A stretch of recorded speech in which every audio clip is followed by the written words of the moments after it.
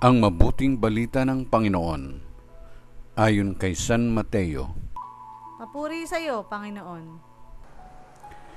Noong panahong yun, sinabi ni Jesus sa kanyang mga alagad, "Mag-ingat kayo sa mga bulaang propeta.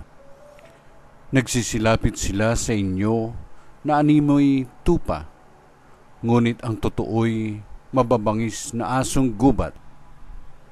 Makikilala ninyo sila sa kanilang mga gawa. Napipitas ba ang ubas sa puno ng dawag o ang igos sa puno ng arom?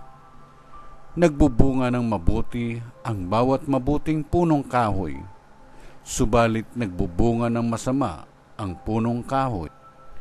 Hindi maaaring magbunga ng masama ang mabuting punong kahoy, ni ng mabuti ang masamang punong kahoy. Ang bawat puno na di nagbubunga ng mabuti ay pinuputol at itinatapon sa apoy.